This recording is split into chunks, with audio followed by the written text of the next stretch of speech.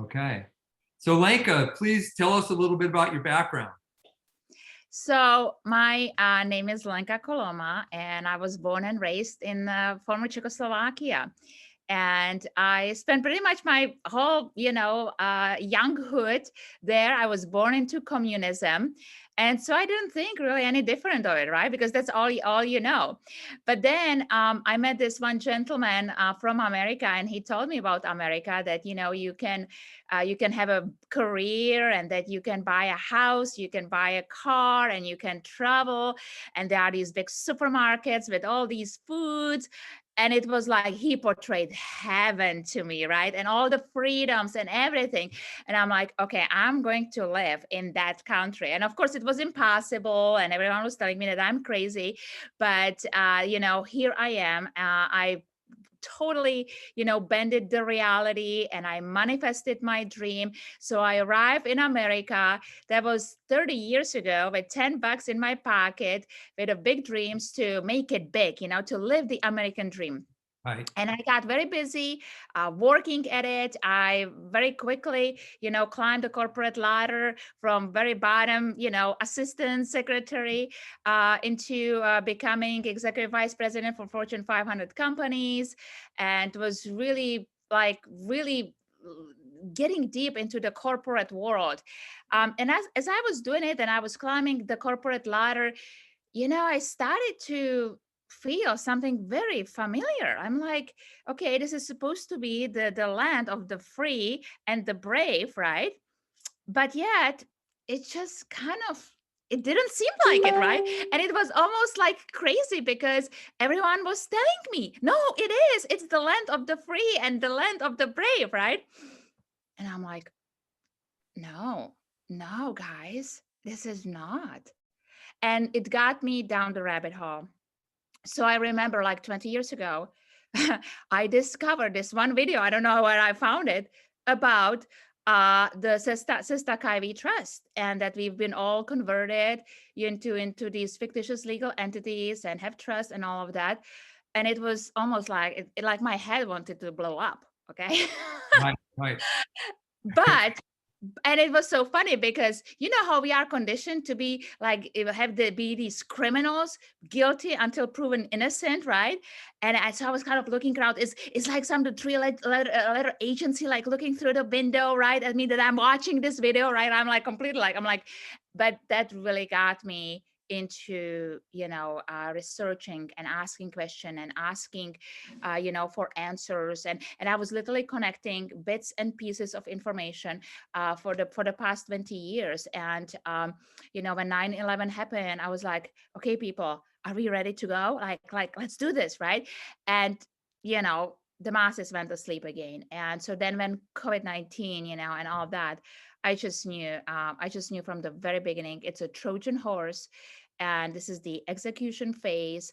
But actually, it's been a blessing, right? It's been a blessing, because Right. it woke up a lot of people, and they start to see that if you can have a Super Bowl on Sunday with 75,000 people who are not wearing the muzzle, aka mask, and then they are requiring the LA children on Monday morning to wear the muzzles, to social distance, come on, people, right? Mm-hmm. We know that something is horribly wrong. So for the past 20 years, I was speaking on this. I was trying to show people and wake them up. But they were looking at me as a crazy conspiracy theorist and hater of America, and go back to Czechoslovakia. You don't appreciate what the country has to offer. So I had to zip it. Right. It was tough. So how did you get involved with the state national? Okay, so when I put all together the bits and pieces, and I realized, oh my gosh, I came to America as me, as a natural living woman, and I wanted to become American, right? And I learned that, oh, you've been naturalized, but not really naturalized into the true American one of the people, but into the word of the state, the 14th Amendment U.S. citizen. So I started to really like, okay, well, that's not me. Like, I am not creation of the government. I'm a creation of my creator. I know where I came from. So I started to search for people who kind of, were doing the same thing and had the same knowledge and wisdom and all of that. So for me, very important was to realize it, that I am not that. Right. That's what they did to me. I knew who I am, who I've always been, where I came from. So I always knew my status. That was not the question. I knew the hierarchy. Very important, very important. And then I started to connect with some people and started to collect documents and how to expatriate, how to cancel the power of attorneys, how to pledge my allegiance back to the de jure California Republic. And it was intensive process, to put all this together. And then when I had the kind of documents, I was like, okay, now where do I publish it, or where do I record it, right? And so I got connected, actually, through, I think it was through us, Yes. Yeah. with the assemblies. Yeah. And so I recorded my papers, but then I was looking into other ways, but that's pretty much how I got started. So I have my own set of documents. I have my own ways, even though I'm recorded also with them. I Mhm. have my national passport done, and I've been very vocal with the local de facto. They know very much who I am because I'm standing in truth, in law, and in light. Mhm. And I am not, I don't put up to bullies. Mhm. And so, it was always done in a peaceful way, but letting them know that, listen, I know who I am. And Excellent. fraud vitiates everything. So that's all fantastic. You could be the whole video. Um, why don't you say a little bit? And so I started looking for teachers, and I used, Yes. Ina von Reitz, and then I found David Straight, and Save Yeah. was talking Oh, about I, David. I absolutely adore and love David. And I've been watching his videos, and, he was a great inspiration.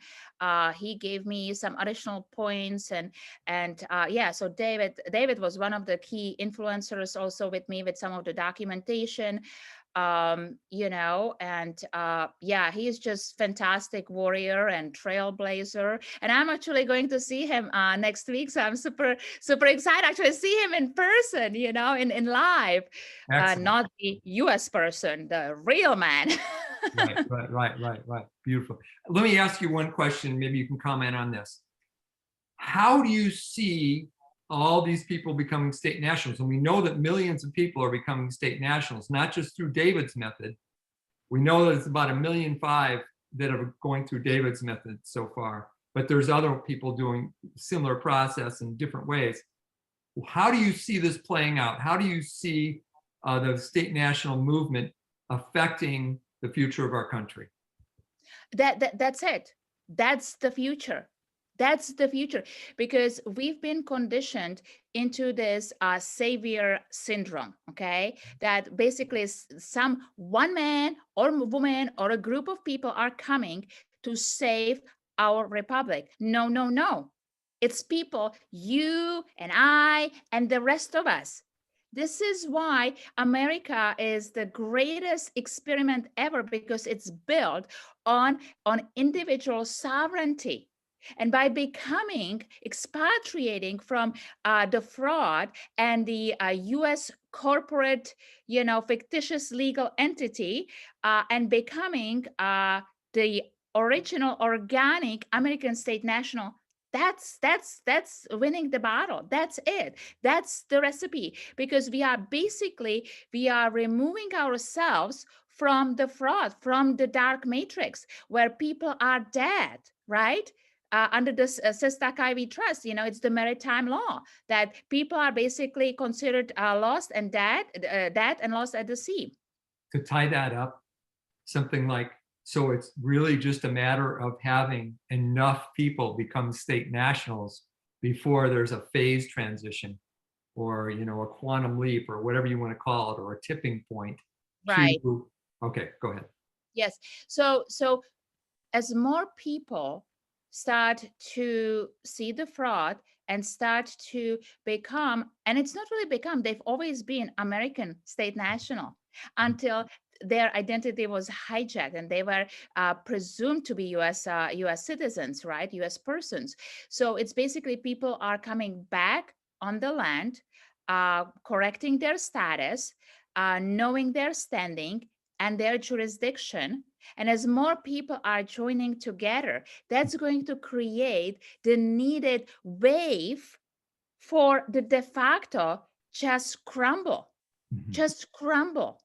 And so because it's so powerful, and I already see it on our county, we have I don't know the number, but it's growing. We are recording more and more people and just teaching them who they truly are, and how to stand on their constitutionally secured, unalienable, God-given rights. And there is nothing to fear because we are at the right and they are the career criminals. They are the ones committing crimes against us, we the people.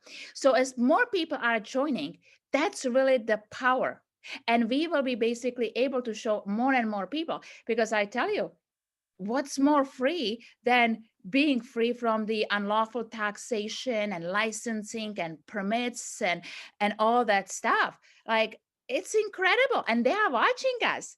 The US persons, are watching us like, hey, what is she doing? What is he doing? How come I have to listen to these tyrants, that I have to wear a muzzle and I have to stand on a sticker and I have to do this and that? No, it's voluntary compliance. And that's what we are teaching people.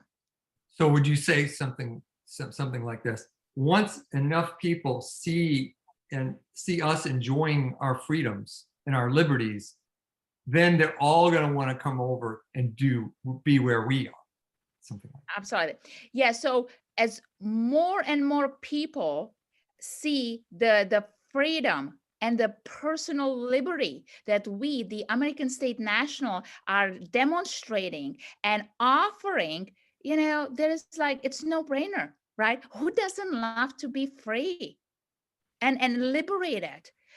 The only thing is that people are scared, right? That they've been conditioned into that way of living, that you are bad, right? And you need a babysitter. So we are teaching people, no, you are divine, you are powerful, and you need to come along with us. You need to become American state national, because that's what our forefathers planned for us. This is what they designed for us. So that's paying honor to them. And we have everything. It's just making the move, making the decision. Right. I don't know if there's anything more you can say. That was really, really good. Everything there. There's just a whole lot there that George has to work with. So can you think of anything else? Let's see. Okay, I'll just ask you this question. You can answer that and then we're done. So of all the plans to improve our country and increase freedom and all the movements that are around, how do you see this stacking up to any other movement to change our country? Yeah, that's a great question, because we have a lot of movements and we still function in division. And that's our problem, right? But what I see is happening with these movements, that they still focus on the politics.